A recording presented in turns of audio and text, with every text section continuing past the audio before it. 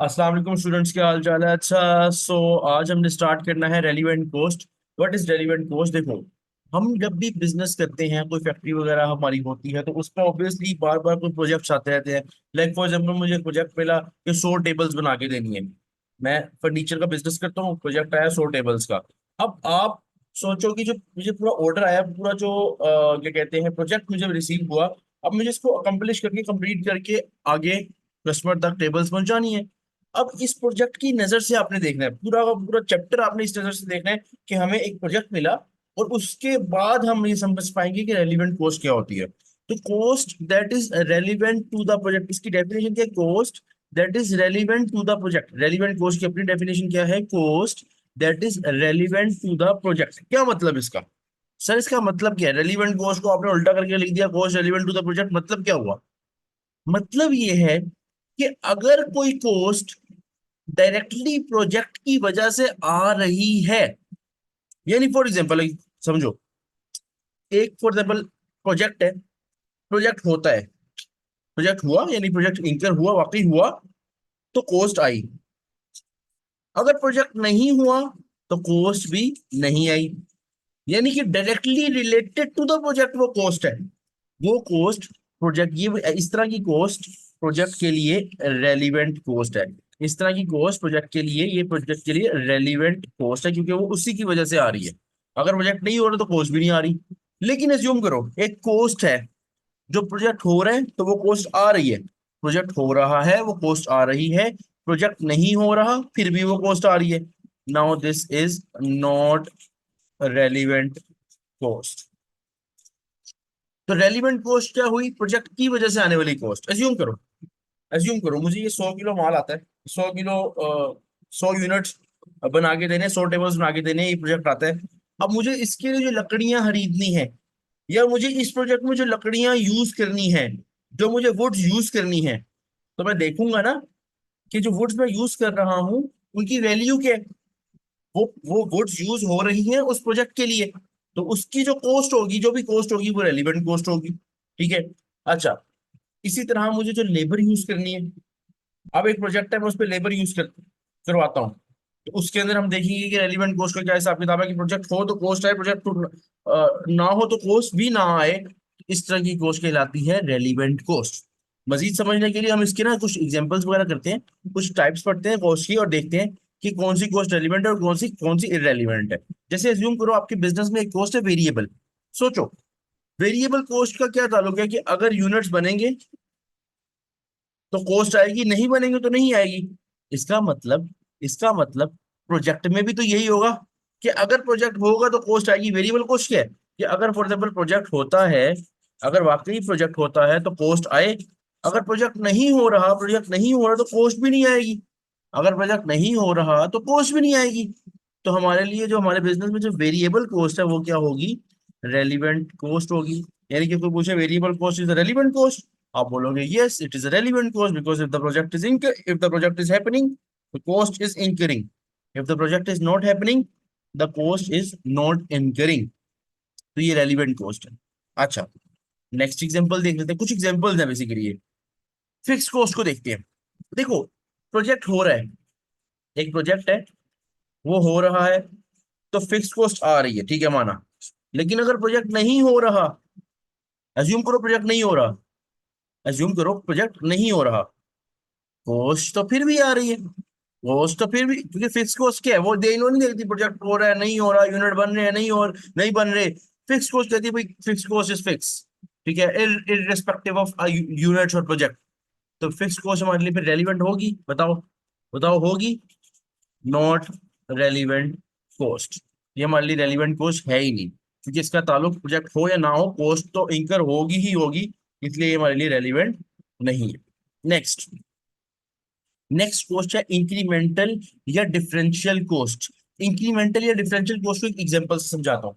Assume करो मेरी एक बिल्डिंग है, फर्स्ट, जिसपे मैंने एक फ्लोर रेंट पे ली हुई है। मतलब बिल्डिंग को, वन बिल्डिंग का फर्स्ट फ्लोर, एक फ्लोर यानी ग्राउंड फ्लोर समझ लो, वो मैंने रेंट पे लिया हुआ है और वहां मैं फैक्ट्री रन कर रहा हूँ। ये मैंने रेंट पे लिया हुआ है और मैं फैक्ट्री रन कर रहा हूँ, ठीक है। अब मुझे एक प्रोजेक्ट मिला, मुझे एक, जरा गौर से समझना, मुझे एक प्रोजेक्ट मिला जिसकी वजह से मुझे पता चला कि फर्स्ट फ्लोर पे, या जो फ्लोर मेरे पास है जिसका मैं रेंट पे कर रहा हूँ ऑलरेडी, जो रेंट जो कि फिक्स कॉस्ट होती है, ये मैं पे कर रहा हूँ। यहाँ इस फ्लोर पे वो प्रोजेक्ट नहीं हो सकता, उस प्रोजेक्ट के लिए एक और फ्लोर चाहिए। उस प्रोजेक्ट के लिए एक और फ्लोर चाहिए।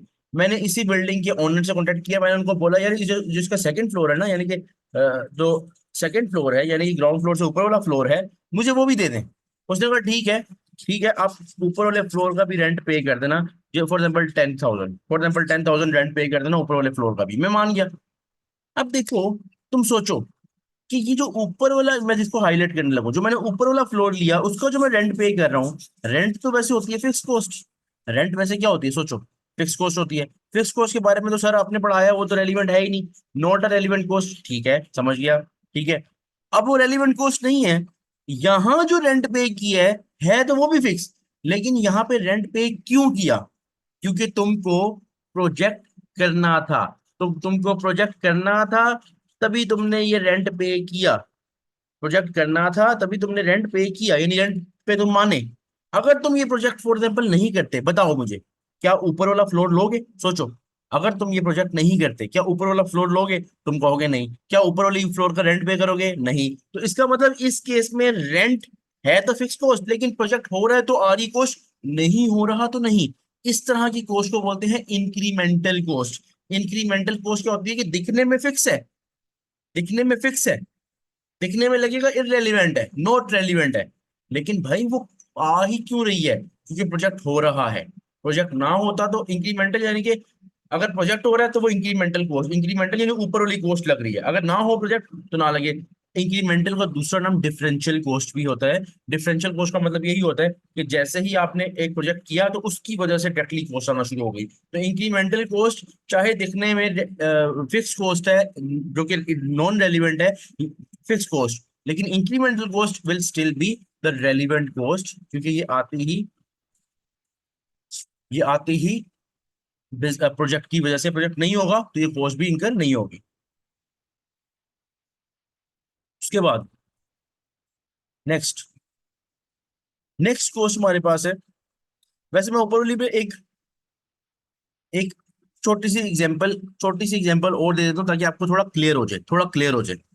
फॉर एग्जांपल, ये है स्कूल, स्कूल समझ लो, कॉलेज समझ लो। कॉलेज, कॉलेज से मेरे दोस्त का घर है 5 किलोमीटर पर। कॉलेज से मेरे दोस्त का घर है 5 किलोमीटर पर, और मेरा घर है 7 किलोमीटर पर, यानी कि पहले उसका घर आता है, फिर मेरा घर आता है। अब मेरे दोस्त के पास एक बाइक थी, मेरे पास नहीं थी। मैंने फॉर एग्जाम्पल मैंने अपने दोस्त को बोला कि भाई तुम्हारे पास बाइक है, मेरे पास तो नहीं है, तुम जब कॉलेज से घर जाओ तो मुझे भी साथ ले जाया करो, मेरा घर थोड़ा आगे है। मेरा दोस्त मान गया, ठीक है। अब वो मुझे रोज घर छोड़ने आता रहा, सही है। अब उसका कॉलेज से लेके उसका मेरे घर का पेट्रोल लग रहा था 100 रुपए, एज्यूम करो। 100 रुपए उसका पेट्रोल लग रहा है, वहां से 7 किलोमीटर, यानी मेरे घर तक आते आते। उसने एक दिन मुझे बोला कि भाई मेरा तो 100 रुपये पेट्रोल लगता है, तुम मुझे रोज का 100 रुपये दोगे, तुम मुझे रोज का 100 रुपये दोगे। तो आप बताओ, क्या उसको 100 रुपये मिलने चाहिए? बताओ, आप बताओ, सोचो, मिलने चाहिए? आप बोलोगे कि भाई 5 किलोमीटर घर तक तो आपने आना ही आना था, यहां तक की तो जो कॉस्ट है वहां तक तो तुम्हारी कॉस्ट लगनी ही लगनी है, मुझे मैं नहीं भी आता तो तुम्हारी वो कॉस्ट लगनी है। तुम सिर्फ मुझे ऊपर वाले जो 2 किलोमीटर एक्स्ट्रा लगा रहे हो, उस पे जो मेरी कॉस्ट, उस पे जो कॉस्ट आ रही है वो कैलकुलेट करो। सिर्फ मेरी वजह से तुम्हें कौन कौन सी कॉस्ट आ रही है, यानी मैं, ये प्रोजेक्ट प्रोजेक्ट की सब मतलब, यहाँ पे प्रोजेक्ट तो नहीं है, यहाँ पे तो मैं उसके साथ हूँ। तो जो मेरी वजह से तुम्हें कॉस्ट आ रही है इंक्रीमेंटल कॉस्ट, वो कितनी आ रही है उस जगह? हाँ, तुम्हारी वजह से तो मुझे सिर्फ फॉर एग्जाम्पल 30 रुपए का पेट्रोल एक्स्ट्रा लग रहा है मेरा, एज्यूम करो 100 में से 30, तो तुम मुझे 30 रुपए दे दिया करो। तो अब यहाँ पे मेरे उसके लिए और मेरे लिए जो मैंने उसको पैसे देने, रेलिवेंट कॉस्ट क्या है? सिर्फ वो कॉस्ट जो एक्स्ट्रा प्रोजेक्ट की वजह से, एक्स्ट्रा मुझे छोड़ने की वजह से लग रही है। जो पिछले लग रही है वो तो लगी रही, वो तो लगी रही है ना। सेम यहाँ पे, फर्स्ट फ्लोर तो तुम्हारे पास रेंट पे है ही पहले से, उसकी बात नहीं हो रही, लेकिन प्रोजेक्ट होने की वजह से कुछ एक्स्ट्रा, प्रोजेक्ट होने की वजह से जो कुछ एक्स्ट्रा कॉस्ट देनी पड़ रही है, एक्स्ट्रा 10,000 देने पड़ रहे हैं, डिफरेंशियल कॉस्ट, यानी डिफरेंशियल यानी ऊपर ऊपर की खर्चा जो देना पड़ रहा है, ऊपर ऊपर की एक्स्ट्रा कॉस्ट लगानी पड़ रही है, वो प्रोजेक्ट की वजह से है। प्रोजेक्ट नहीं होगा वो कॉस्ट खत्म हो जाएगी। हाँ, नीचे वाली फिक्स कॉस्ट रहेगी, लेकिन ऊपर वाली फिक्स कॉस्ट जो रेंट दे रहे हो वो नहीं रहेगी। अगर वो कॉस्ट नहीं रहेगी इसका मतलब वो रेलिवेंट हुई ना, क्योंकि वो प्रोजेक्ट हो रहा तो है, नहीं हो रहा तो नहीं है। इसीलिए इस केस में ये इंक्रीमेंटल कॉस्ट है। ये जो ऊपर वाले 30 रुपए हैं ये इंक्रीमेंटल कॉस्ट है और ये रेलिवेंट है क्योंकि ये मेरी वजह से आ रहे हैं। इसी तरह वहां प्रोजेक्ट की वजह से ऊपर वाले 10,000 लग रहे हैं तो वो इंक्रीमेंटल या डिफरेंशियल कॉस्ट है, और दैट इज रेलिवेंट कॉस्ट। ठीक है।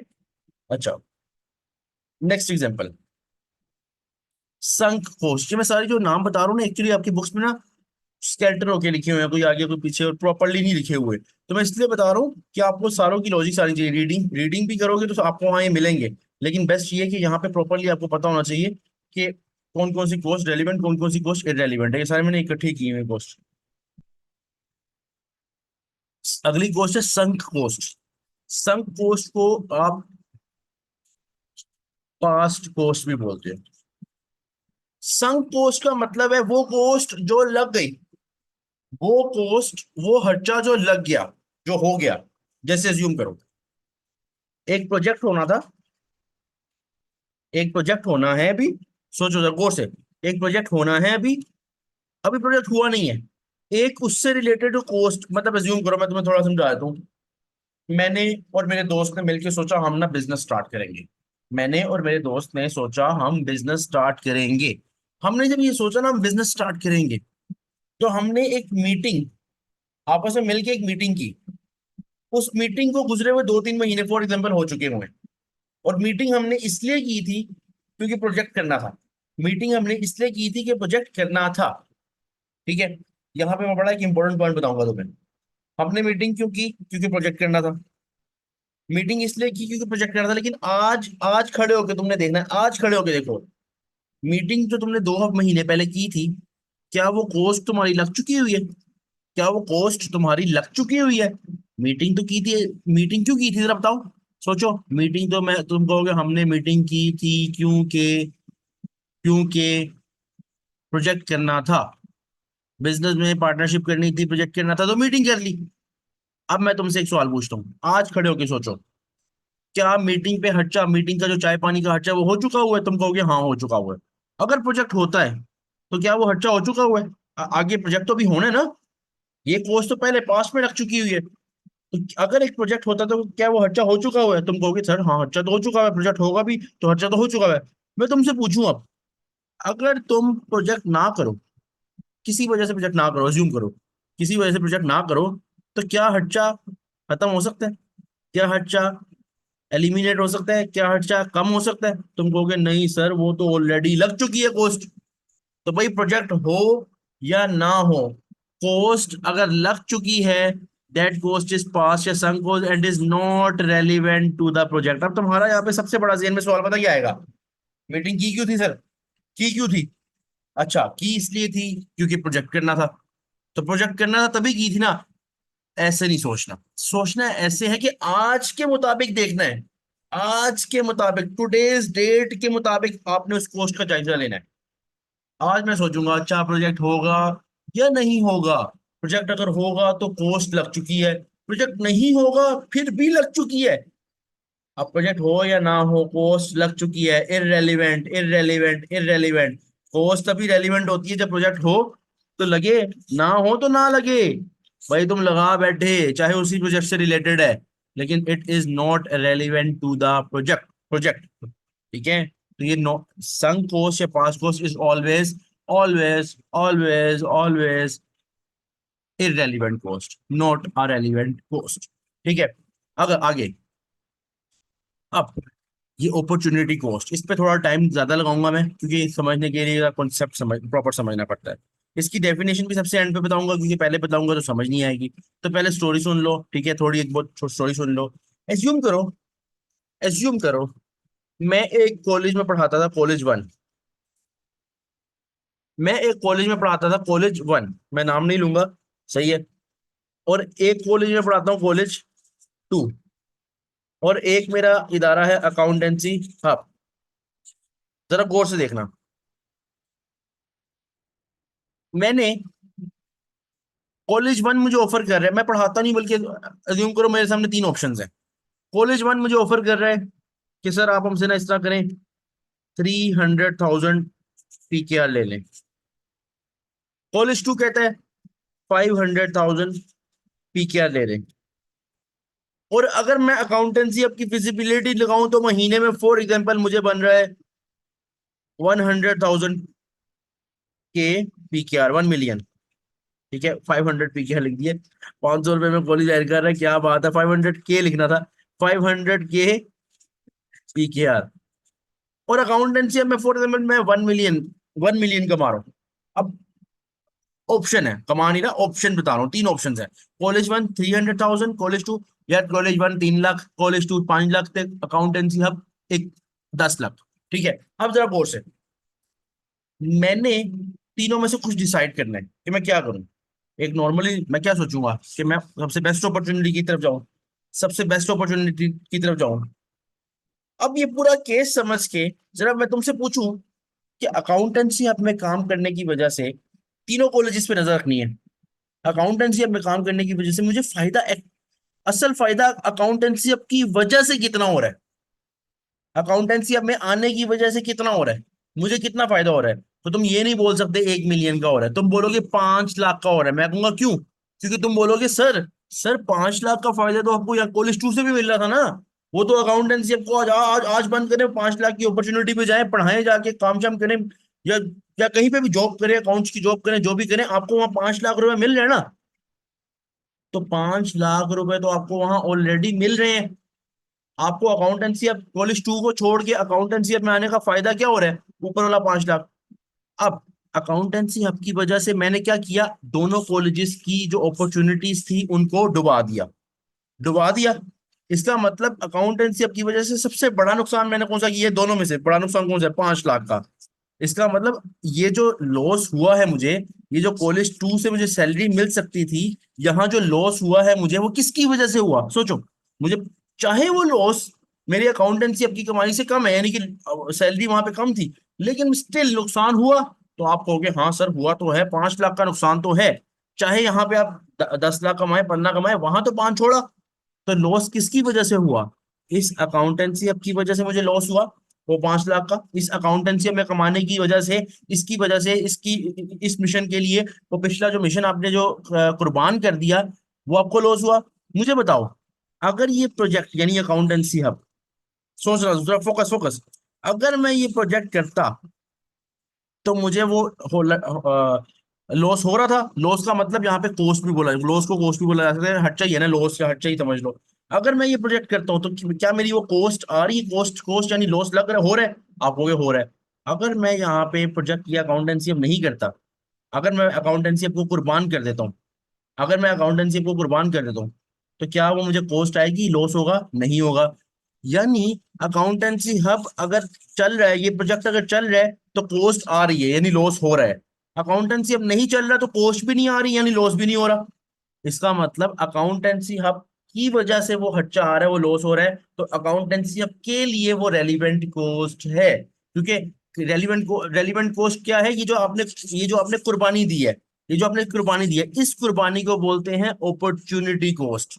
कि आपने एक अच्छे फायदे के लिए दूसरा अच्छा फायदा, सेकंड बेस्ट ऑप्शन को जो कुर्बान किया, कुर्बान किया, वो पहले ऑप्शन की वजह से किया, तो पहले ऑप्शन के लिए वो रेलिवेंट कॉस्ट है। पहले ऑप्शन की वजह से वो कॉस्ट आई है ना, वो नुकसान हुआ। तो पहले प्रोजेक्ट के लिए, पहली अच्छी अपॉर्चुनिटी के लिए वो दूसरी अपॉर्चुनिटी जो कुर्बान की गई, वो रेलिवेंट कॉस्ट है, और उसको बोलते हैं अपॉर्चुनिटी कॉस्ट। यानी अगर मैं आपसे पूछूं कि अकाउंटेंसी में अगर मैं काम करता हूँ तो मेरी अकाउंटेंसी आपकी रेलिवेंट कॉस्ट क्या है, तो आप बोलोगे कि रेलिवेंट कॉस्ट वही है जो आपने कुर्बान किया, सेकंड बेस्ट ऑप्शन। क्योंकि दो ऑप्शन है आपके पास, या 5 लाख या 3 लाख। 3 लाख को मैं देख भी नहीं रहा क्योंकि वो थर्ड थर्ड बेस्ट ऑप्शन है। सेकंड बेस्ट ऑप्शन जो है वो आपकी अपॉर्चुनिटी कॉस्ट है, जो कि 5 लाख आपको कॉलेज टू सैलरी दे रहा था। 5 लाख जो आपको कॉलेज टू सैलरी दे रहा था, ये आपके लिए रेलिवेंट कॉस्ट है। ठीक है, और इसी को आप अपॉर्चुनिटी कॉस्ट, इसी को आप अपॉर्चुनिटी कॉस्ट बोलते हो। अपॉर्चुनिटी कॉस्ट हमेशा रेलिवेंट कॉस्ट होती है, और याद रखना इसकी जो डेफिनेशन भी यही है अपॉर्चुनिटी कॉस्ट की। मैं डेफिनेशन यहाँ लिख रहा हूँ कि cost of sacrificing second best option.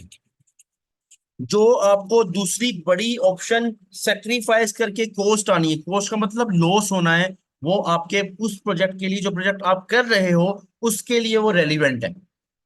क्योंकि अगर वो प्रोजेक्ट ना होता तो वो कॉस्ट, वो लॉस भी ना होता।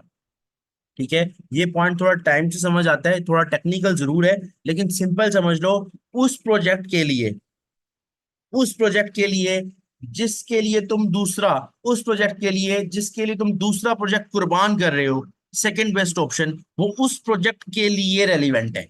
उस प्रोजेक्ट के लिए रेलिवेंट है। यानी ये 5 लाख जो मैंने दूसरे कॉलेज की सैलरी छोड़ी, ये मेरे अकाउंटेंसी हब के लिए रेलिवेंट है। क्योंकि अगर ये प्रोजेक्ट ना होता तो वो कॉस्ट भी ना आती, वो नुकसान भी ना होता। ठीक है, जैसे आपका कोई दोस्त होता है, आपका इस जमाने में कोई दोस्त है, कोई दोस्त नहीं मतलब नाम का दोस्त है। ठीक है, अब आपका एक पुराना स्कूल फ्रेंड है और एक नया फ्रेंड है। ठीक है, कॉलेज फ्रेंड है या वो स्नेक फ्रेंड है फॉर एग्जांपल, एज्यूम कर लो। तो अब आपको दिखता है नहीं यार, मेरे पास वो भी दोस्त अच्छा है, लेकिन जो स्कूल फ्रेंड है क्या ही बात है, मुझे उसके साथ दोस्ती नहीं रखनी। तो अब उस इसको ये आता है लाइफ में, वो कहता है उसको छोड़ दे। अब उसको पाने के लिए तुम जो पिछले वाले को कुर्बान कर रहे हो ना, अगले वाले को पाने के लिए जो तुम पिछला कुर्बान कर रहे हो ना, तो वो अगले वाले के लिए वो पिछला रेलिवेंट कॉस्ट है। रेलिवेंट है क्योंकि वो ना होता तो वो होता, और वो है तो वो नहीं है। ठीक है, तो अब तो मैं शायद थोड़ा डीपली समझ आ गया हो। ठीक है, नेक्स्ट नेक्स्ट क्या कहते हैं, देखते हैं अपॉर्चुनिटी से अगला। अच्छा, opportunity cost is always relevant. अगर तुमसे कोई पूछे क्या कभी ये इररेलिवेंट हो चुकी ना, अपॉर्चुनिटी कॉस्ट इररेलिवेंट नहीं है।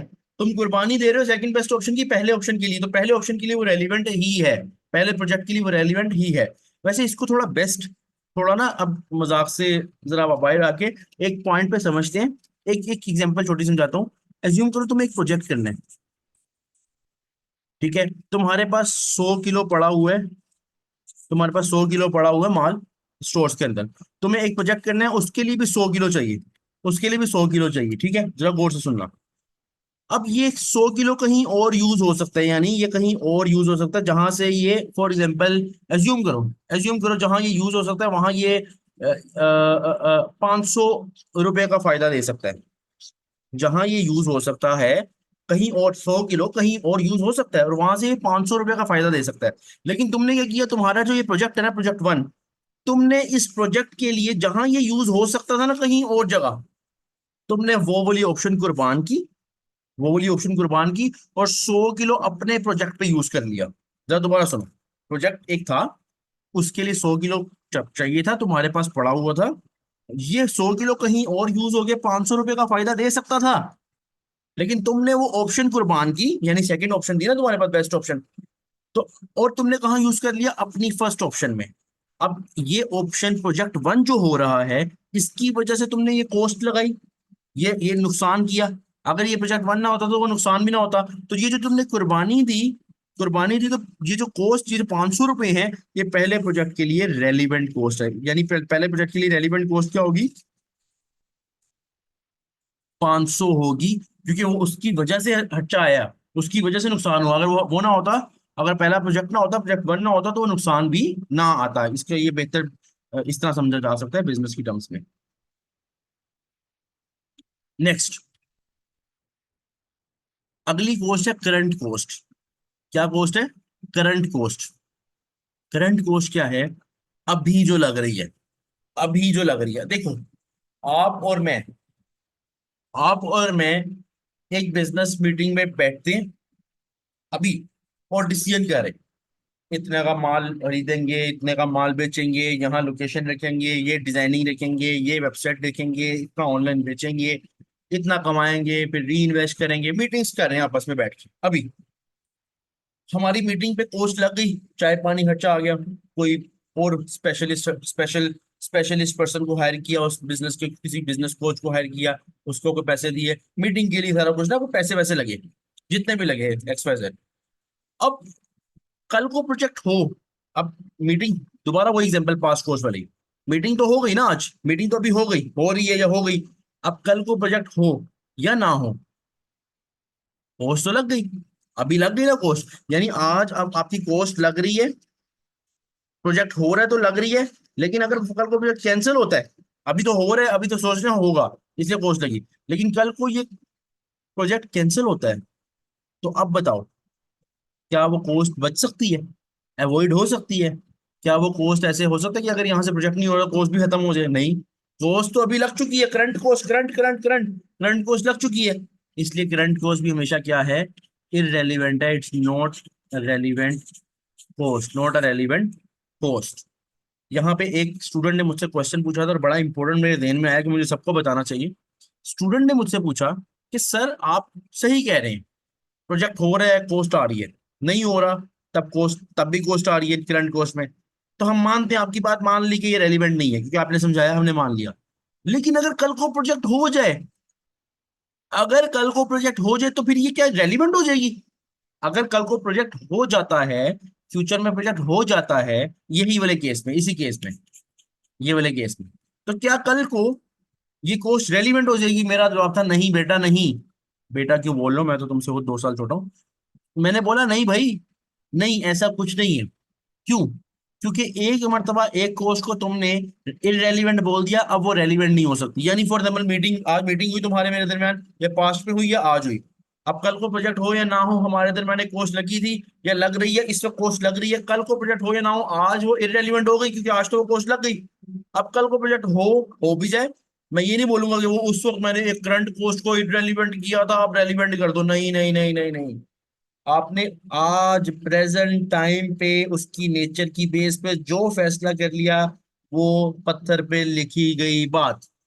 आज जो हमने फैसला कर लिया कि वो नहीं रेलिवेंट, तो अब प्रोजेक्ट हो भी जाए तो वो नहीं रेलिवेंट।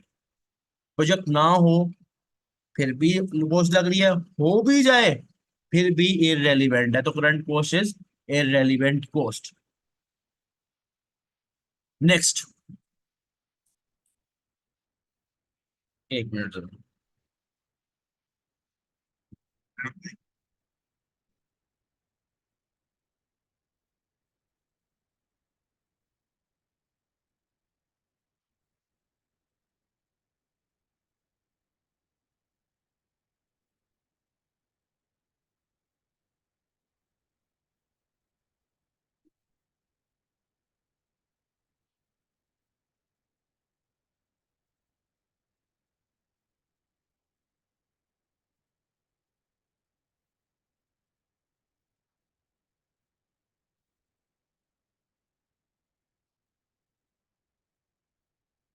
अच्छा भाई, बैक टू द वर्क।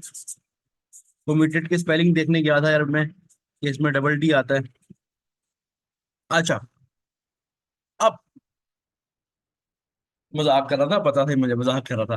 देखो, अगली हमारी कोस्ट है अवॉइडेबल कोस्ट या नॉन कमिटेड। पहले हम अवॉइडेबल को समझते हैं। अवॉइडेबल कोस्ट वो होती है जिसको, जिससे आप अवॉइड कर सकते हो, आपके पास इख्तियार है कि आप उसको अवॉइड कर सकते हो। फॉर एग्जाम्पल, एक प्रोजेक्ट है, वो हो रहा है, तो आपकी वो कोस्ट, कोई कोस्ट आ रही है। अब अवॉइडेबल कोस्ट की ये नेचर है जिसको आप अवॉइड कर सकते हो, आप उसको अवॉइड कर सकते हो। यानी अगर फॉर एग्जाम्पल प्रोजेक्ट नहीं हो रहा, नहीं हो रहा, अब आपके पास तो इख्तियार है, आप उसको अवॉइड कर सकते हो। तो कोस्ट, प्रोजेक्ट नहीं हो रहा तो क्या कोस्ट अवॉइड कर सकते हो? जी कर सकते हो। बताओ, बताओ भाई, रेलिवेंट है या रेलिवेंट है? तुम बोलोगे रेलिवेंट है क्योंकि प्रोजेक्ट हो रहा है तो कोस्ट लग रही है, नहीं हो रहा तो नहीं लग रही। तो ये हो गया रेलिवेंट। अब यहाँ मैंने नॉन कमिटेड कोस्ट क्यों लिखा? क्योंकि नॉन कमिटेड कोस्ट में क्या होता है, आप कमिटमेंट कर लेते हो किसी से, अब आप उसे अवॉइड नहीं कर सकते। नॉन कमिटमेंट है कि आप नॉन कमिटेड, आपने किसी से कमिट ही नहीं किया हुआ, आपके इख्तियार में कोस्ट है, आपने किसी से कमिटमेंट की नहीं, मैं आपको पे करूंगा, मैं आपको ये पैसा लगाऊंगा या मैं ये कोस्ट लगाऊंगा, किसी से कोई कमिटमेंट नहीं है, तो आप इसका मतलब उसको अवॉइड कर सकते हो। तो नॉन कमिटेड कोस्ट बोले वो या अवॉइडेबल बोले, बात एक ही है, और वो रेलिवेंट है क्योंकि वो आप बचा सकते हो अगर प्रोजेक्ट नहीं करोगे। नेक्स्ट, अनअवॉइडेबल कोस्ट, इसी का रिवर्स। अनअवॉइडेबल है जिसको आप एक मरतबा हो गया, अब वो आप उसे अवॉइड नहीं कर सकते। जैसे प्रोजेक्ट हो रहा है तो कॉस्ट लग रही है, अगर प्रोजेक्ट नहीं भी हो रहा ना, फिर भी कॉस्ट लग रही है। क्यों? क्योंकि वो अनअवॉइडेबल है, आप उसको अवॉइड कर ही नहीं सकते। या फिर कमिटेड कॉस्ट, अज्यूम करो मैंने किसी से कमिटमेंट कर लिया, मैं आपको चलो समझाता हूँ, समझाता हूँ। मैंने एक घर बनवाना था, अज्यूम कर लो मैंने एक घर बनवाना था, उसके लिए मैंने ना उसके जो एक मैनेजमेंट कंपनी को बोला कि भाई वो घर बनाए मेरा, ठीक है। उन्होंने, मैंने उनके साथ कमिटमेंट कर लिया कि 15,000 रुपये मैं आपको एडवांस पे करूंगा, ठीक है, 15,000 एडवांस पे करूंगा। हुआ ये, मैंने उनसे कमिटमेंट कर लिया और मैंने सिग्नेचर कर लिए। अब मैंने उनसे उन्होंने शर्त में लिखा था कि आप कल को घर बनाना स्टार्ट करें और दरमियान में आपका कोई भी ऐसा काम हो जाए जिसकी वजह से आपको रोकना पड़े काम, या आपने इतने अरसे बाद स्टार्ट करना है, अगर आपका किसी वजह से घर स्टार्ट ना हो, और अगर आपने हमसे, हमें ये कमिटमेंट, आपके हमारे दरमियान जो 15,000 का कमिटमेंट हो रहा है, ये आप हमसे वापस नहीं मांग सकते। अगर आपने ये पे किए करने का हमें बोला है तो आप पे करेंगे हर सूरत। ठीक है। अब मैंने उनसे कमिट, मैंने कहा ठीक है, मैंने कहा ठीक है भाई, क्या तुम होते कौन हो, मैं तुम्हें पे करूंगा, मैंने बनवाना करिए वो। मैंने उनसे कमिटमेंट कर लिया। अब हुआ ये, घर आया, थोड़े दिन बाद कोई ऐसा कोई इशू आया, अब कुछ इश्यूज की वजह से मुझे वो घर नहीं बनवाना। अब मुझे घर नहीं बनवाना, लेकिन मैंने उनसे कमिटमेंट कर लिए। 4 दिन गुजरे, वो लोग आ गए मैनेजमेंट वाले, उन्होंने आके बोला, और मैंने बोला मैंने तो घर बनवाना ही नहीं है। अब सोचो, वो क्या बोलेंगे कि तुमने तो हमसे पुत्र कमिटमेंट किया था, तुमने तो कमिटमेंट किया था कि तुम पे करोगे। हमने कहा किया तो था, अब कहेंगे निकालो। अब सोचो, कमिटेड कोर्स के बारे में सोचो, प्रोजेक्ट हो रहा है या नहीं हो रहा, कोर्स लग गई, कोर्स लग गई, कमिटमेंट पक्का। ठीक है। ये वो जो सलमान खान की मूवी नहीं है, वो कमिटमेंट वाला डायलॉग, एक मरतबा मैं अपने आप से कमिटमेंट कर लूं, या कुछ इस तरह का कोई था। तो वो वाला सीन है कि कमिटमेंट हो गया, एक दफा कमिटमेंट हो गई, अब नहीं, अब वो कोर्स लगनी ही लगनी है, प्रोजेक्ट हो या ना हो। तो अब ऑब्वियस ही बात है, इस तरह की कोर्स को हम रेलिवेंट मानते ही नहीं, क्योंकि वो प्रोजेक्ट की वजह से आ ही नहीं रही, प्रोजेक्ट हो रहा नहीं हो रहा, कोर्स फिर भी आ रही है, तो नॉट अ रेलिवेंट कोर्स। ठीक है। उसके बाद next, future cost. Future cost क्या है कि अभी बाद में लगनी है कॉस्ट। अब सोचो, फ्यूचर कॉस्ट वो है कि अगर प्रोजेक्ट होगा, अगर प्रोजेक्ट होता है तो ठीक है कॉस्ट लगेगी, क्योंकि फ्यूचर में है ना, तो हमारा तो यही है कि प्रोजेक्ट होगा तो लगेगी, और अगर प्रोजेक्ट नहीं होता तो नहीं लगेगी, क्योंकि फ्यूचर कोर्स है ना। फ्यूचर कोर्स का मतलब है कि जब प्रोजेक्ट होगा तो लगेगी, नहीं होगा तो नहीं। आज के मुताबिक वो फ्यूचर में है, कल को हो सकता है कोई और बात हो जाए, लेकिन अभी, अभी के मुताबिक फ्यूचर कोस्ट है, अभी के मुताबिक वो फ्यूचर कोस्ट है। ठीक है।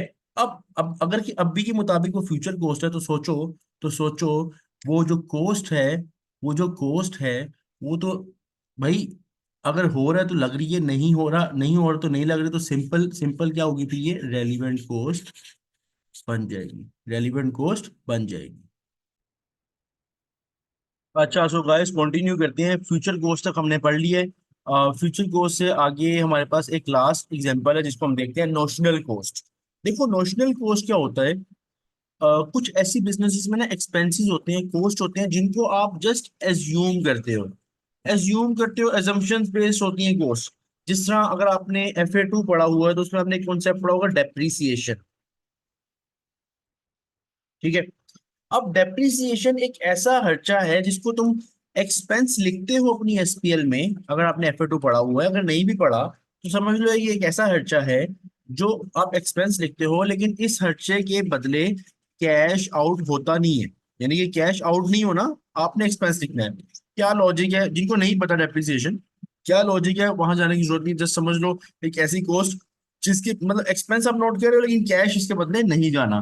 अब ये एज्यूम्ड कॉस्ट को रेलिवेंट कोस्टिंग में कभी भी रेलिवेंट नहीं माना जाता, ये हमेशा नोशनल कॉस्ट इररेलीवेंट कॉस्ट होती है, नॉट अ रेलिवेंट कॉस्ट। यानी अगर आपने कभी किसी चीज का फैसला करना है तो आप कभी भी ऐसे थोड़ी देखोगे कि यार वो कल को हमारा ये खर्चा जो डेप्रिसिएशन होगा, भाई वो तो ऐसा खर्चा है जिसके बदले पैसा जाना ही नहीं है, तो उसकी बेस पर डिसीजन मेकिंग जारी क्यों रहे हो, उसकी बेस पर डिसीजन मेकिंग जारी क्यों रहे हो, जिसकी बेस पे लाइक खर्चा है ही नहीं, जो पैसा जाना ही नहीं है। ठीक है, इसलिए नॉट रेलिवेंट कॉस्ट है। यहां तक हमने इस कॉन्सेप्ट को सीखा कि एक कॉस्ट रेलिवेंट और इररेलीवेंट कब होती है, कौन सी कॉस्ट रेलिवेंट और कौन सी कॉस्ट इररेलीवेंट है, बस एक ही हमने जो अपना जो क्या कहते हैं, समझ लो एक स्टैंडर्ड रखा, वो ये है कि प्रोजेक्ट हो तो कॉस्ट लगे, ना हो तो ना लगे। अब कोई ऐसी कॉस्ट है, चाहे प्रोजेक्ट हो रहा है नहीं हो रहा फिर भी कॉस्ट लग रही है और दिखने में लग रहा है यार वो तो रेलिवेंट है, नहीं भाई, कॉस्ट अगर प्रोजेक्ट हो रहा है या नहीं हो रहा और कॉस्ट लग रही है तो वो इररेलीवेंट है। जस्ट वो कॉस्ट जो लगने प्रोजेक्ट होने पे लगे, ना होने पे ना लगे, वो रेलिवेंट कॉस्ट है उस प्रोजेक्ट के लिए है। It's all about the relevant cost. अब हम अपने नेक्स्ट टॉपिक पे जा रहे हैं। हमारा नेक्स्ट टॉपिक एक्चुअली जो अब मैं पढ़ाने लगा हूँ, ये जो टॉपिक है, ये मेनली कैलकुलेशन वाइज और इम्पोर्टेंस वाइज ज्यादा जरूरी है आपके लिए, ज्यादा पेपर में टेस्ट होने के चांसेस हैं।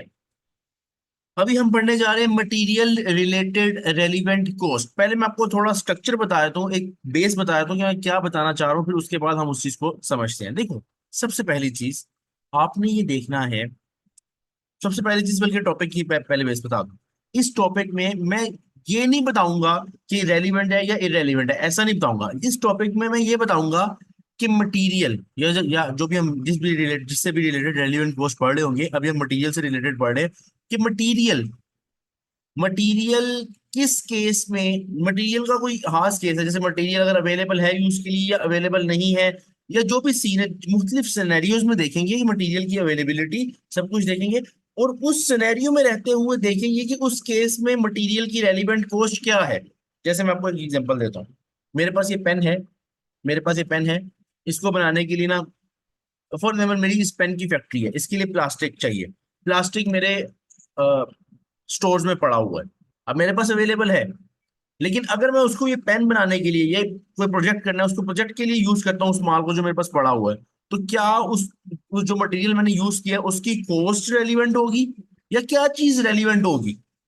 तो यहाँ पे हमने इस चीज को समझना है कि मटेरियल के केस में किस केस में क्या चीज रेलिवेंट कॉस्ट है। अभी मैं हर केस बताऊंगा, साथ बताऊंगा कि अगर ये केस होता है तो ये रेलिवेंट कॉस्ट है, और अगर ये केस होगा तो ये रेलिवेंट कॉस्ट है।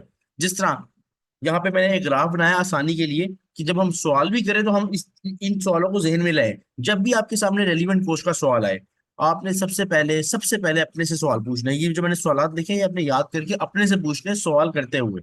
आपके सामने कोई भी सवाल आया और उसने कहा कि मटेरियल की टोटल रेलिवेंट कॉस्ट बता दो, कोई भी सवाल आया, उसने बोला आप मटेरियल की टोटल रेलिवेंट कॉस्ट बता दो, तो सबसे पहले आपने सवाल पूछना है अपने आप से, is material available for use? Is material available for use, यानी कहीं आपको सवाल में लिखा है कि एक प्रोजेक्ट है जिसके लिए 1500 किलो चाहिए। अब आगे उसने बताया होगा लाइन में कि क्या हिसाब किताब है, तो पहला सवाल आपने ये पूछना है, is material available for use? क्या मटेरियल अवेलेबल है? क्या मटेरियल अवेलेबल है? तो क्या जवाब आएंगे? दो दो ही ऑप्शन हैं, या तो मटेरियल अवेलेबल नहीं होगा या मटेरियल अवेलेबल होगा। तीसरा आंसर तो हो नहीं सकता, तीसरा आंसर तो हो नहीं सकता। या तो मटेरियल अवेलेबल होगा या नहीं होगा, या मटेरियल अवेलेबल होगा या नहीं होगा, तीसरा तो कोई केस है ही नहीं। ठीक है, अब आपसे मैं पूछता हूँ, आपसे मैं पूछता हूँ, बड़ा एक आसान, आपने बताना है, आपने आपने तो सोचो जरा ज़हन में, मटेरियल अवेलेबल नहीं है यूज के लिए, पड़ा ही नहीं हुआ, यानी कि ये नो वाला केस है, क्या करोगे? प्रोजेक्ट प्रोजेक्ट तो करना है, प्रोजेक्ट तो नहीं रोकना, बिजनेस तो करना है, धंधा तो करना है भाई। अब क्या करोगे अगर मटेरियल अवेलेबल नहीं है? क्या बोलते हो, क्या करोगे? तुम बोलोगे कि सर हम ना मार्केट से जाके खरीदेंगे, मार्केट से जाके खरीदेंगे। तो मैं कहूंगा वही मार्केट से जाके जितने का तुम खरीद रहे हो ना, जितने का तुम खरीद रहे हो, वही तुम्हारी रेलिवेंट कॉस्ट है इस केस में, बिकॉज तुम इस बार तुम्हें वो माल खरीदना पड़ रहा है उसी वक्त पे करके। किसके लिए खरीद रहे हो? प्रोजेक्ट के लिए। प्रोजेक्ट हो रहा है तभी खरीद रहे हो, प्रोजेक्ट ना होता तो खरीदते नहीं, खरीदते। तो कॉस्ट हुई ना ये रेलिवेंट। कौन सी कॉस्ट? जो तुमने खरीदने में पैसा लगाया। वैसे नॉर्मली इसको परचेज प्राइस बोला जाता है, नॉर्मली अगर आप किसी माल की वैल्यू देखा जाए उसे परचेज प्राइस बोला जाता है। लेकिन आपकी किताब में एक और वर्ड इसके लिए परचेज प्राइस के लिए यूज किया गया है, वो है रिप्लेसमेंट कॉस्ट। समझ लो रिप्लेसमेंट कॉस्ट परचेज प्राइस ही है। रिप्लेसमेंट कॉस्ट इस केस में आपके लिए क्या है? रेलिवेंट कॉस्ट है। यानी कि उस केस में कि अगर आपके पास माल अवेलेबल नहीं है, तो उस केस में परचेज प्राइस या रिप्लेसमेंट कॉस्ट आपके लिए रेलिवेंट कॉस्ट है। यानी 1500 को आप फिर मल्टीप्लाई कर दोगे सीधा परचेज प्राइस से, जितने का आपने माल खरीदना है या जितने का माल मार्केट में चल रहा है, और कहोगे यही सारी रेलिवेंट कॉस्ट है। अगर अवेलेबल नहीं है, अब तुम्हारे जहन में सवाल आएगा कि अगर अवेलेबल पड़ा पड़ा भी हुआ है, तो वो फिर भी तो वही कॉस्ट आनी चाहिए जितने का हमने खरीदा है। नहीं, अब नहीं, अब नहीं, अब केसेस हो रहे हैं। क्यों? हम केस करते हैं, समझते हैं। अब यहाँ पे जो हमारे पास दूसरा केस था कि या तो मटेरियल अवेलेबल नहीं है, अगर नहीं है तो फिर तो सीधा सीधा परचेज प्राइस जो है वो रिप्लेस या रिप्लेसमेंट कॉस्ट उसकी रेलिवेंट कॉस्ट है। लेकिन अगर माल अवेलेबल है, if the material is available, answer is yes, अगर यस वाला आंसर आ जाए, तो फिर आपने यहाँ पे अपने आप से दूसरा सवाल पूछना है। यहाँ पे अपने आप से दूसरा सवाल पूछना है, is material regularly used by company? क्या मटीरियल रेगुलरली यूज कर रही है कंपनी? समझो, समझाता हूँ थोड़ा बहुत ना आपको, समझाता हूँ इस पॉइंट को। देखो, एज्यूम करो, एज्यूम करो तुम्हारे पास एक फैक्ट्री है जिसमें टेबल्स बनती हैं, चेयर्स बनती हैं, बेड बनते हैं, फर्नीचर की फैक्ट्री है, सबके लिए स्टोर्स सेम है, बिकॉज लकड़ी लकड़ी जो है, वुड जो है वो सब में सेम लगती है। स्टोर्स एक ही है जो तीनों को सप्लाई कर रहा है। बेड और जो चेयर्स है वो बन रही है। टेबल्स का मेरे पास प्रोजेक्ट आता है, टेबल्स का मेरे पास प्रोजेक्ट आता है, मुझे उसके लिए टेबल्स के लिए चाहिए 1500 किलो लकड़ी। 1500 किलो लकड़ी चाहिए, वुड चाहिए 1500 किलो। ठीक है, मैं स्टोर्स कॉन्टेक्ट करता हूँ, मैं कहता हूँ भाई मुझे जरा भिजवा दो, मुझे जरा भिजवा दो। मैं पहले सोचूंगा is material available for use, हाँ पड़ा तो हुआ है, स्टोर्स में पड़ा हुआ है। अब मैं उस कंपनी में बैठा, फैक्ट्री में बैठा, स्टोर्स को कॉल करूंगा, बताओ भाई मुझे वो माल चाहिए 1500 किलो, भिजवाते हो? वो कहेंगे सर मसला ये है कि मटेरियल जो है ना, दूसरा डिपार्टमेंट वो रेगुलरली यूज कर रहा है, वो रेगुलरली यूज कर रहा है, यानी कि रेगुलर यूज हो रहा है, यस वाला केस है। अगर रेगुलर यूज हो रहा है तो मैं उसे बोलूंगा 1500 किलो यार दो यार, कोई मसला नहीं, दे दो यार, माल मुझे सेंड कर दो। वो आगे से बोलेंगे भाई हम रेगुलरली कहीं और ऑलरेडी बेड वाले का बेड बनाने हैं, चेयर्स बनाने, उनके लिए लकड़ी पड़ी हुई है, आपने मैंने बताया कि माल चाहिए। अब आपने अगर बताया है तो हम ये नहीं कह रहे हम आपको प्रोवाइड नहीं करेंगे, लेकिन हम आपको मार्केट से खरीद के दे देते हैं ना, आपका स्पेशल प्रोजेक्ट है, 1500 केजी एक ज्यादा केजीज है, इतना केजी अगर आपको चाहिए तो हम मंगवा देते हैं, मसला नहीं है, हम मंगवा देते हैं। लेकिन आपको कहाँ से लेना पड़ेगा इस बार? मार्केट से। सेम वही केस कि अगर आपके पास अवेलेबल नहीं था तब भी आपने कहाँ से लिया था? मार्केट से। और अगर मटेरियल अवेलेबल इन यूज है, अवेलेबल फॉर यूज है, लेकिन रेगुलरली रेगुलरली कोई और काम में यूज हो रहा है, समझ लो कि वो अवेलेबल है यहाँ पे फॉर यूज। यहाँ पे अगर ज्यादा बेटर ये कि सिर्फ अगर हम यहाँ पे लिखे ना इस मटेरियल अवेलेबल, अबे यार बहुत रहा,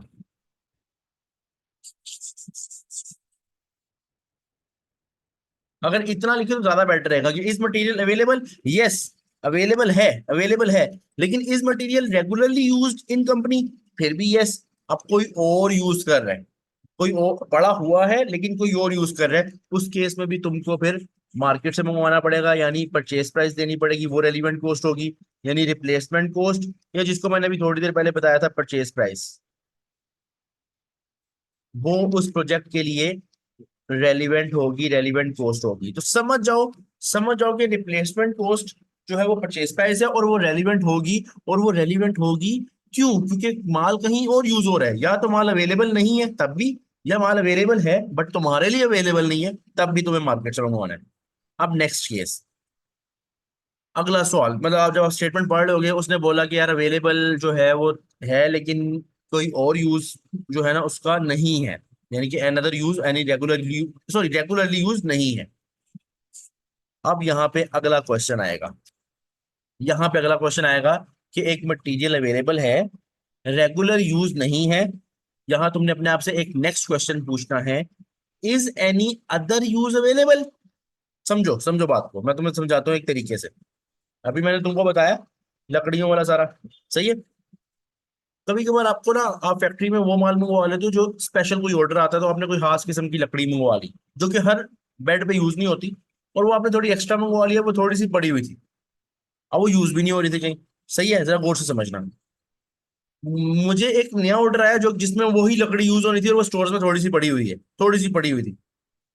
मुझे ऑर्डर आया, मेरे जेहन में था कि शायद स्टोर्स में पड़ी है, मैंने स्टोर्स कॉल की, मैंने कहा भाई वो खास किस्म की जो लकड़ी है, वो बड़ी ए प्लस क्वालिटी की लकड़ी है, वो अवेलेबल है?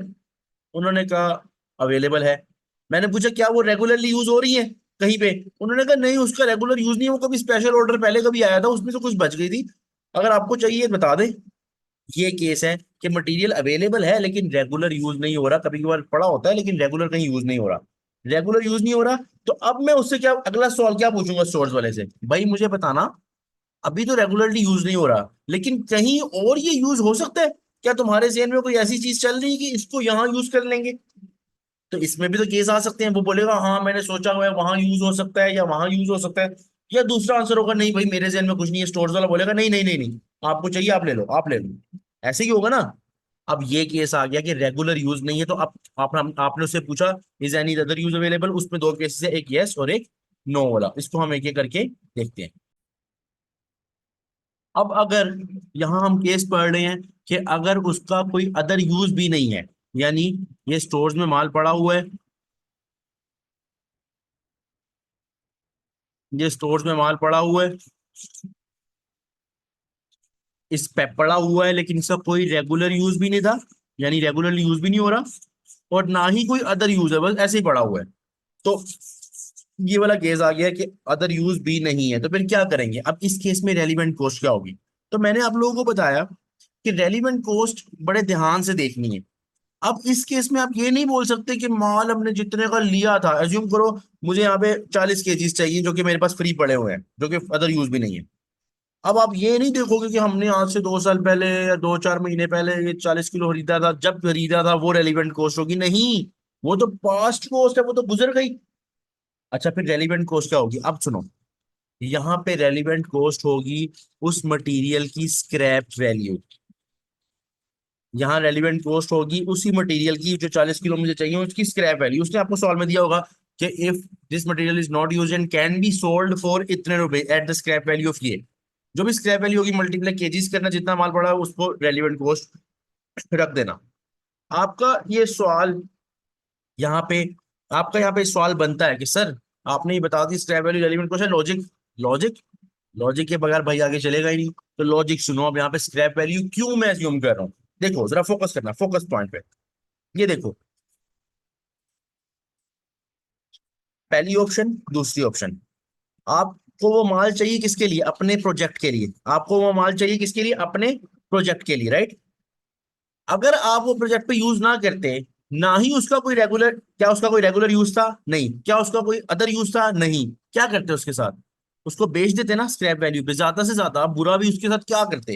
यानी माल पड़ा हुआ है आपके पास फ्री का, सब कुछ, कोई यूज नहीं, कोई यूज नहीं, पड़ा है पड़ा है, उसका दर्शन थोड़ी करोगे, उसको उठा के बेच दोगे स्क्रैप पे।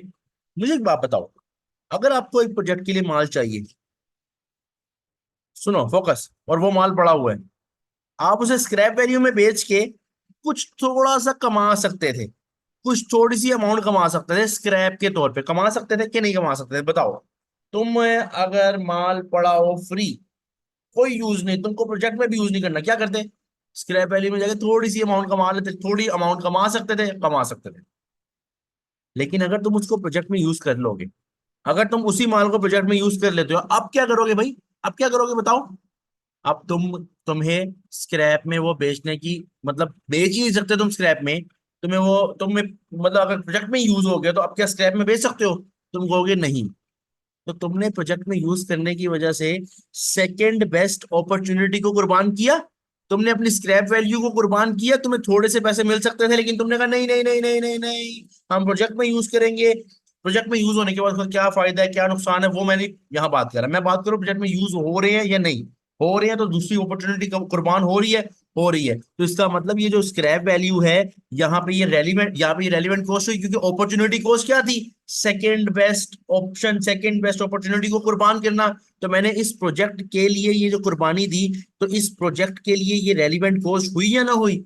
इसीलिए स्क्रैप वैल्यू रेलिवेंट कॉस्ट है, बिकॉज मैंने उस स्क्रैप वैल्यू, वो लॉस बेयर किया, वो लॉस बेयर किया, वो कॉस्ट, वो खर्चा अपने ऊपर किया। यानी कि वो मैं कमा सकता है, मैंने अपनी कमाई को मारा अपने प्रोजेक्ट पे काम करने के लिए। प्रोजेक्ट था तभी नुकसान हुआ, प्रोजेक्ट ना होता तो मैं स्क्रैप वैल्यू पे कर लेता। तो प्रोजेक्ट की वजह से वो खर्चा आया, प्रोजेक्ट की वजह से वो लॉस हुआ, प्रोजेक्ट के लिए वो रेलिवेंट है obviously, because opportunity cost is relevant. तो स्क्रैप वैल्यू इसलिए यहाँ पे रेलिवेंट है, क्योंकि प्रोजेक्ट में यूज होने की वजह से scrap value is your opportunity cost. ठीक है।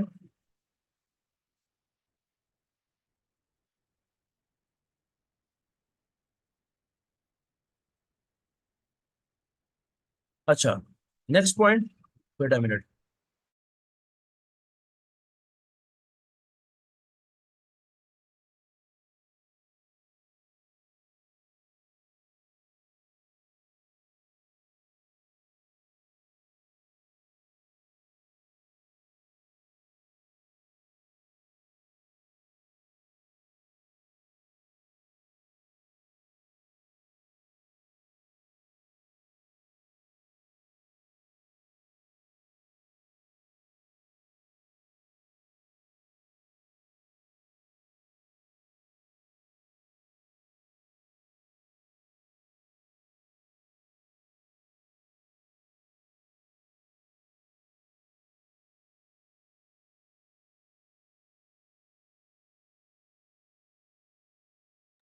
अच्छा, अब एक केस रह गया, एक केस रह गया कि अगर वो कह, ये तो था ना कि कोई अदर यूज नहीं है, लेकिन अगर कोई अदर यूज हो, यानी कि अगर कोई ऐसा यूज हो सकता है, रेगुलरली यूज नहीं था, लेकिन अदर आपने स्टोर्स को कॉल की, उसने कहा रेगुलरली यूज हो रहा है, उसने कहा नहीं। मैंने कहा अच्छा तो कोई और यूज है, उसने कहा हाँ एक जगह ये यूज हो सकता है। तो यहाँ हम देखेंगे दो ऑप्शंस, या तो है वैल्यू ऑफ बेस्ट यूज, या है स्क्रैप वैल्यू। अभी लॉजिक बताता हूँ, स्क्रैप वैल्यू या वैल्यू ऑफ बेस्ट यूज, दोनों में से एक को यूज करना है। मैं आपसे एंड पे पूछूंगा समझाने के बाद कि किसको यूज करना है, आपको समझ आ जाएगी, काफी स्टूडेंट्स को समझ आ जाएगी। देखो, अगर मैं इसको अपने प्रोजेक्ट में यूज करता हूँ, मेरे पास अदर यूज अवेलेबल है, रेगुलरली यूज नहीं हो रहा लेकिन अदर यूज है, अगर मैं उसको अपने प्रोजेक्ट पे यूज करता हूँ, तो मैं सोचो, मैं दो चीजें मेरे पास ऑप्शन थी उसके लिए, या तो मैं उसको बेच देता स्क्रैप पे, ऐसे ही है ना, या उसका एक और यूज है वैल्यू ऑफ बेस्ट यूज, या मैं वो करता कहीं और यूज कर लेता। यानी कि वैल्यू ऑफ बेस्ट यूज का मतलब कि वो कहीं और यूज होके भी कोई ना कोई वैल्यू, कोई ना कोई फायदा पहुंच जाएगी ना। यानी हो सकता है मैंने इस मटेरियल को कहीं यूज करना है, वहां पे कोई और मटेरियल यूज होना था, लेकिन मैंने इसको यूज कर लिया, तो मेरे पैसे बच गए ना, कोई और मटेरियल यूज करने वाले, तो मैंने ये वाला मटेरियल कहीं यूज कर लिया, वहां पे इसने पैसे बचा दिए। या फिर स्क्रैप वैल्यू कमा सकता था मैं उसे। तो मेरी बात सुनो, अगर तुम इसको प्रोजेक्ट में यूज कर लेते हो, तो इसका मतलब तुम वैल्यू ऑफ बेस्ट यूज या स्क्रैप वैल्यू को कुर्बान कर रहे हो, या वैल्यू ऑफ बेस्ट यूज या स्क्रैप वैल्यू को कुर्बान कर रहे हो। अगर तुम प्रोजेक्ट में यूज कर लेते हो, तो ना वो किसी और जगह यूज हो सकता है, ना वो तुम बेच के स्क्रैप वैल्यू कमा सकते हो। तो दोनों में से लेना तो किसी एक को है। तो कौन से वाले को लोगे, कौन से वाले को लोगे, हायर ऑफ, ज्यादा वाले को, कम वाले को, ज्यादा वाले को, कम वाले को? सोचो, तुम्हारे पास दो ऑप्शंस हैं। अगर तुम इस कोई फॉर एग्जाम्पल मटेरियल को कहीं यूज करते हो, तो वो तुम्हें 50 रुपए दे सकता है। इसी की मटेरियल को अगर तुम अपने प्रोजेक्ट पे यूज नहीं कर रहे हो और कहीं और यूज कर रहे हो जहां पे वो यूज हो सकता है, वो तुम्हें 50 का फायदा दे सकता है, और स्क्रैप वैल्यू तुमको फायदा दे रही है 40 का। अब सोचो, तुमने कहा नहीं भाई मुझे ये दोनों ऑप्शंस पे नहीं जाना, मुझे प्रोजेक्ट देखना है, मुझे प्रोजेक्ट करना है, मुझे प्रोजेक्ट करना है, ठीक है।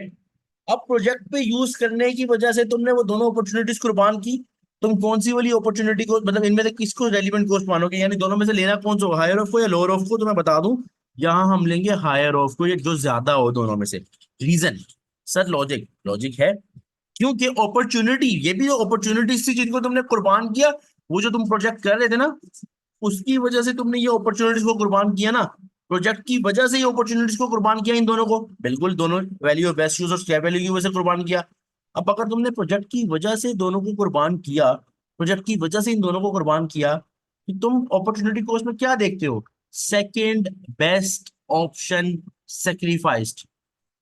जो तुम्हारी सेकंड बेस्ट ऑप्शन होती है, उसको जो तुम कुर्बान करते हो, उसको कंसीडर किया जाता है अपॉर्चुनिटी कॉस्ट। जिस तरह मैंने तुमको लेक्चर में ऊपर क्या बताया था, अकाउंटेंसी है कॉलेज 1 कॉलेज 2, तो मैंने कॉलेज 2 को रेलिवेंट कॉस्ट माना था, कॉलेज 1 हमें जिस कम सैलरी दे रही थी।